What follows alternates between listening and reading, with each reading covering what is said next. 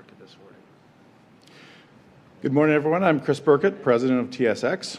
On behalf of TSX, all of my colleagues at TMX Group, I'm very pleased to welcome the Minister to the Market Centre today as we support this important announcement, one that will help advance Ontario's mining sector and strengthen the province's economy. To all of our issuers and industry partners in the room, thank you very much for your continued contributions.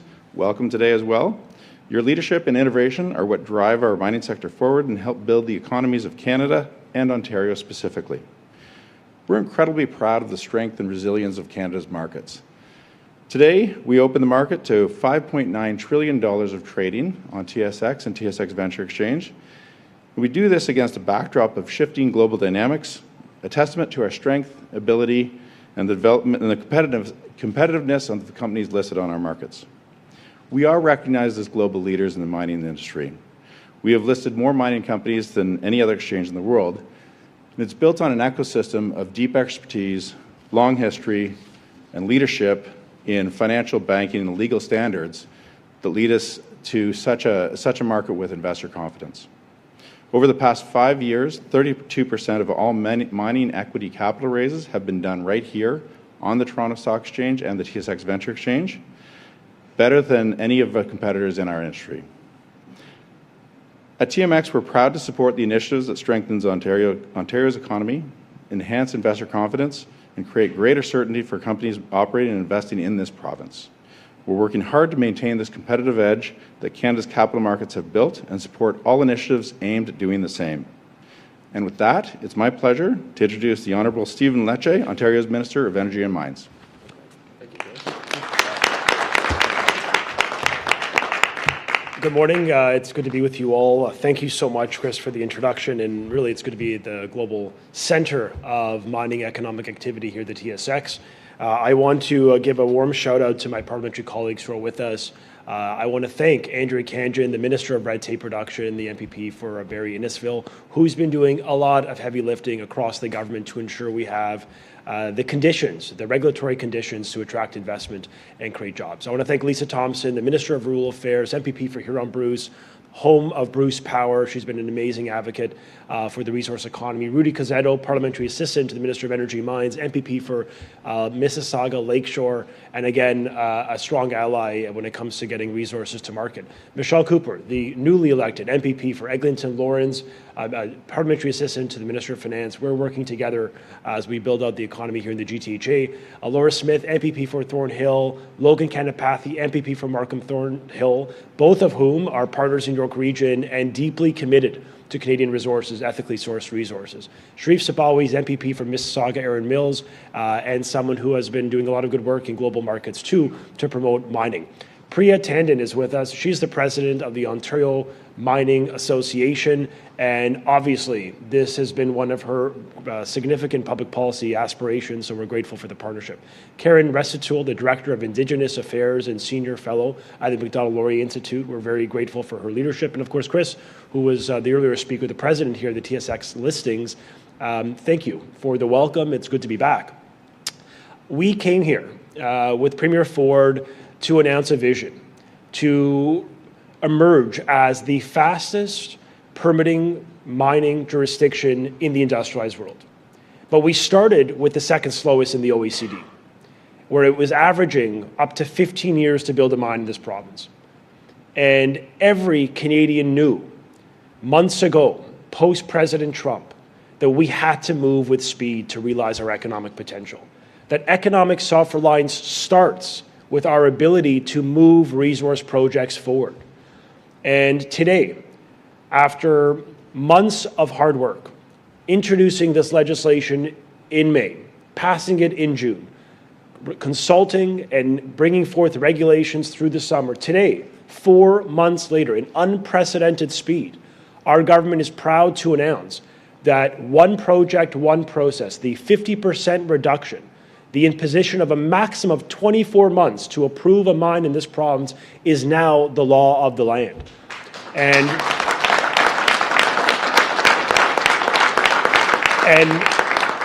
this is fundamental to transforming Ontario as a true energy superpower. Just this week, we are all aware of the news of hardship in the economy. President Trump is very determined, amongst others in China and abroad, who have an interest in undermining our jobs and our workers. And for every member of provincial parliament behind me, for every member of Premier Ford's parliamentary caucus, we are absolutely determined to stand up for our country, to stand up for Canadian resources and workers and technology, the most ethically sourced on earth. So we brought forth the vision, slash the red tape, move with speed, do it in partnership with Indigenous and municipal communities, but get on with building. Because in Australia, in Western Australia, they approve a mine and open a mine in less than 8 years. In the European Union, they're doing it in less than 10 years. We can do it faster. And for every job that may be lost, or for every challenge we will face, there is, as a matter of industrial policy, it is energy, it is mines that will be our anchor to keep Canadians employed. And so we have many of the largest mining company leaders with us today in the House of the TSX.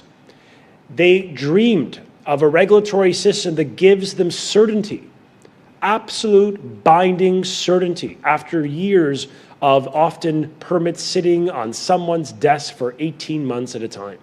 That literally ends today. And we're honored as a government to move with this level of speed and ambition and to demonstrate to Canadians that the world has changed, and so will government. So will how we interface with business and community and Indigenous nations. So this is a really exciting day for the people of Ontario, because what it shows you is that we can get things done. When Premier Ford made a commitment, it wasn't a commitment followed by a royal commission for the next 10 years.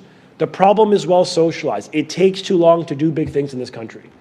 If we want to be strong, we want to create jobs, we want our kids to have that opportunity the generations past have, we have to move on with a program, with a policy framework that actually incentivizes capital to move to the province, not flee like it did for so many years in this country. So the new policy, this new one project, one process is now the law of the land. It will benefit every mine before us. There's 10 mines right now actively working through the permit process at mining companies. Every one of those projects will benefit from this new reality today. 24-month maximum delivery. We will shepherd your permit through the enterprise of government. One point of contact, one interface, one outcome, an approval, we get to yes by 24 months. We are now going to go, as I mentioned, the second slowest, the OECD, to faster than even the European Union at 27 months. And I think that speaks to the ambition Canadians demand of their government when they see so much economic hardship around us. So it's an honor to be here with my parliamentary colleagues and my many stakeholder partners who have called for this predictability and, more importantly, really demanded the government demonstrate self-reliance in action. And we're doing it today. So I just want to say thank you to all of our partners who have been with us, all of the investors who've stood by us, all the workers, and for the next generation of workers in Northern Ontario and beyond. I was just speaking with some of my parliamentary team and colleagues who are with us, and we were reminding people, we want to take this moment to remind Canadians, connecting the dots. Northern Resources is enabling Southern manufacturing.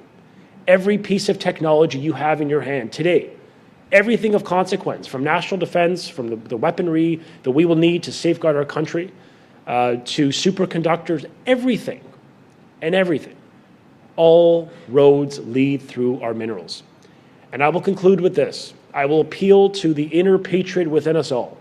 If it's not Canada, if we don't step it up and deliver ethical resources to the world, then we are enabling the very regimes abroad. I think of the Chinese who have cornered the critical mineral market, who have used market manipulations to undermine our workers. If we don't move today with speed and intention, we are enabling, if allowing, those nations to win the day.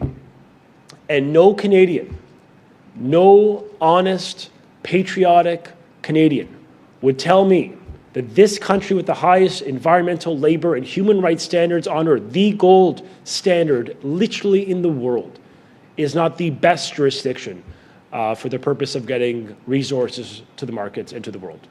So let's stand up for our country, and let's do it in partnership, recognizing what we are doing today. What Premier Ford has achieved in literally 4 months is a transformation of government that we've never seen. And this is just the beginning. And it is the beginning, because the next speaker, who's the Minister of Red Tape Reduction, is leading an effort across the Government of Ontario to ensure we also reduce red tape and, frankly, incentivize investment and jobs in the province, enterprise-wide, not just in the Ministry of Energy and Mines. She's conducting this process right across government. She's been a wonderful partner and a real dedicated minister committed to the cause of Canadian resources. So I now want to introduce Andrea Khanjin, someone I've known since I was 13 years young. Over half my life, I can say we've known each other. But she's been really a strong voice for business, for workers, and for Canadian resources. So please welcome Andrea Khanjin to the stage. Thank you so much.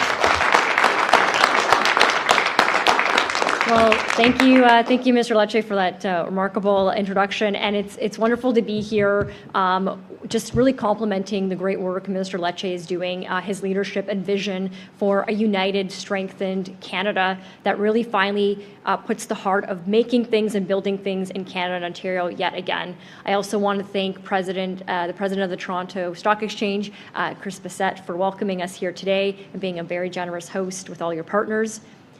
But why are we here?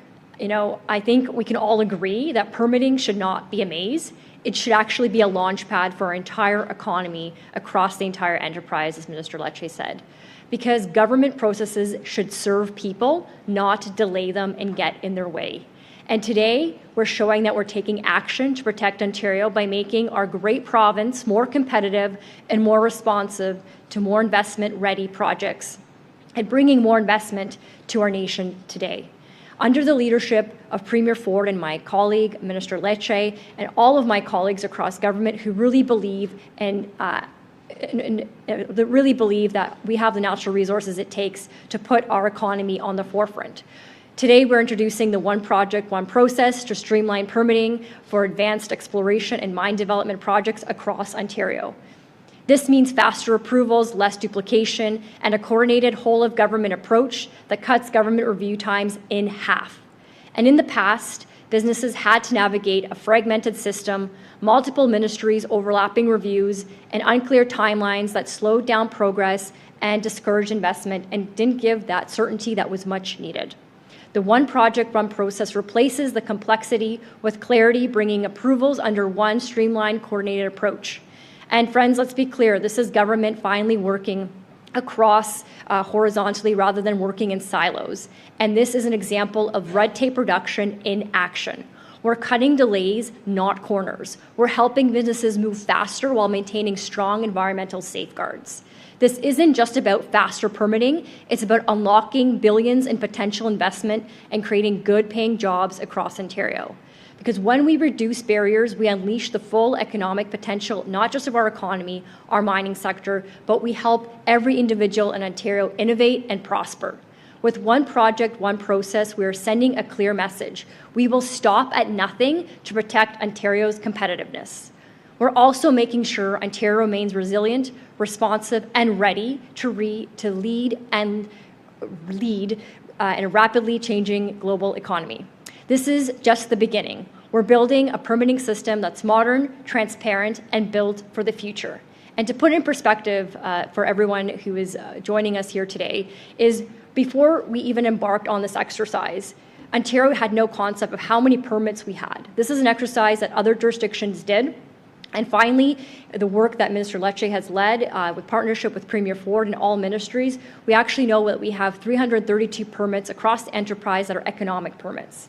And so now we're looking at that next step. What can we do better to reduce the red tape in that 332 permitting system where we can reduce the delays, give the certainty, and use every toolbox in our arsenal to get things done faster?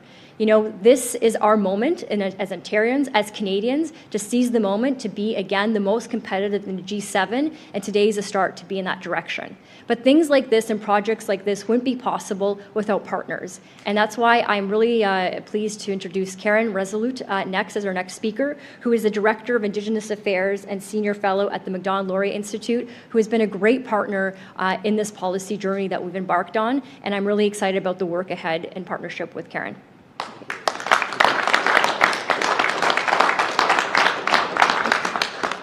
Thank you, Minister Khanjin and Minister Lecce. I'm honored to join you today and lend my voice to this important announcement. Today's announcement signals a meaningful shift for all parties, including First Nations, who are partners in resource development projects across Ontario. For years, Ontario's mining permitting system has grown increasingly complicated, and that's an understatement. Layer upon layer of separate permits, reviews, procedural safeguards, while well-intentioned, have resulted in confusion, duplication, and delay. Each new permit brought another branch of government, another timeline, another consultation process, forcing First Nations project partners to navigate a revolving door of different government representatives just to have one set of concerns understood. That complexity has made meaningful consultation harder, not easier. Ontario's move towards a one project, one process framework is an important response to that reality. By bringing various components together under one coordinated approach, while upholding the Crown's duty to consult, it creates a clearer, more coherent path for everyone involved. For First Nations project partners, this means fewer fragmented conversations, more opportunity to be heard clearly and comprehensively across government. It opens the door to more constructive dialogue. Regulators can now focus on listening to understand rather than just check boxes, and respond with coordinated action instead of scattered replies. This is how we build trust. I'm encouraged by this direction and look forward to seeing the positive, constructive impact it will have on the ground. And with that, I invite Priya Tandon from the Ontario Mining Association.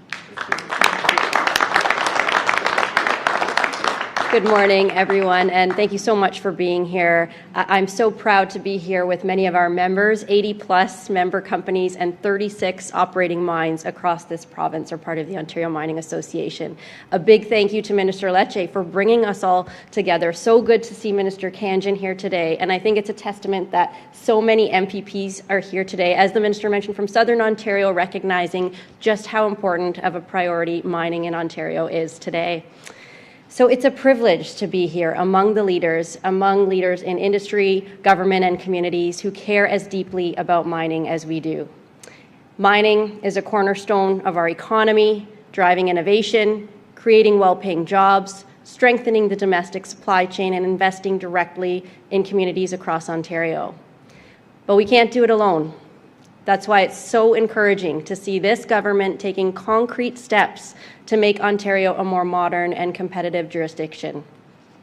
Ontario mining companies are world leaders in safety, environmental protection, and ethical business practices. We operate under some of the most stringent regulations in the world, protecting ecosystems, cutting emissions, and supporting long-term sustainability.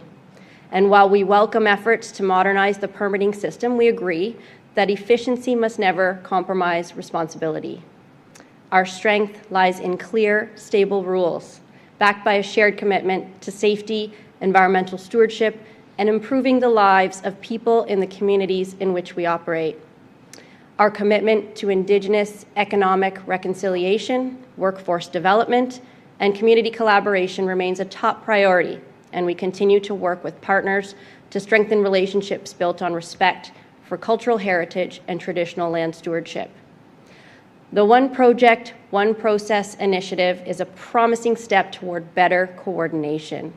And to unlock its full potential, we need greater alignment across ministries, particularly around permits required across different portfolios and consultation processes. A shared, consistent framework, including a unified list of communities to engage with, would provide clarity not only for industry, but for Indigenous partners in government as well. And we're eager to collaborate on helping shape that clarity. We also see an opportunity to extend this progress beyond individual projects. With 36 active mines contributing nearly $24 billion to Ontario's GDP, it is so clear that our operating mines are essential to Ontario's success. And By bringing forward these projects in the pipeline, I'm confident that government will be able to find the efficiencies needed to better coordinate regulatory approvals and apply this approach across the entire mining landscape in Ontario. To sustain and grow prosperity, we must reduce duplication and delays for all companies, big or small, ensuring a fair, predictable, and efficient system. Systemic optimization isn't just about speed, it's about trust, certainty, competitiveness, and long-term confidence. So with our strong partnerships with government and Indigenous partners, the mining sector can see real progress in the One Project, One Process framework for new projects and existing operations to strengthen our economy at home first. Thank you.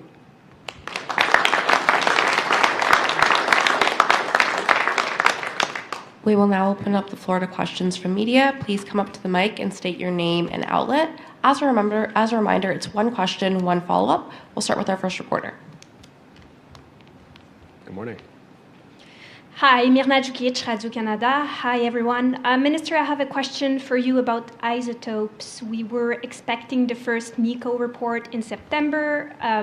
Can you explain the delay, why it hasn't come out yet, and when we will get it? For context, you are referring to a report, medical isotope report, after we commissioned an expert panel led by James Skoniak, who's a friend of Lisa and Rudy and I's, from Bruce Power. We gave them a mandate to bring forth the recommendations, with the final recommendation report being released in 2026. We are well on track to doing that. With respect to the interim report that you're referencing, I could confirm it will be released in the coming weeks. They have taken some additional time really to bolster it, given the ambition we have. Just for context for Canadians watching, medical isotopes are derived from our CANDU reactors. It is part of a very critical scientific evolution that has allowed us to use nuclear power for the purpose of saving lives when it comes to cancer treatments and radiopharmaceuticals, so that are being derived based on these derivatives of CANDU reactors. So the fact that Ontario has given a mandate to double production in the next 5 years is a huge lift for the world, frankly. And we're excited to bring forth the report, release it in the new year, and move on it. And since then, we've not waited. We've announced funding in the budget for McMaster University to provide a 24/7 nuclear microreactor that already exists at McMaster. We operationalize it 24/7, which is going to allow them to produce a medical isotope and ultimately a pharmaceutical treatment for prostate cancers for up to 100,000 men that can be saved as a consequence. So we're really scaling. Bruce, OPG, the private sector, everyone's playing an important role in the production of isotopes. We produce half of cobalt in the world. We really see our Canada and Ontario playing a leadership role. And the ambition we have on this report or this task force is to go from good to great.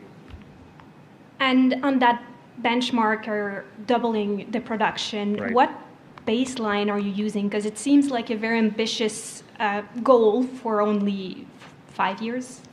Yeah, I mean, the beauty is that we have production CANDU reactors, which are all of Canada, Ontario and Canada's large nuclear reactors. They can produce medical isotopes.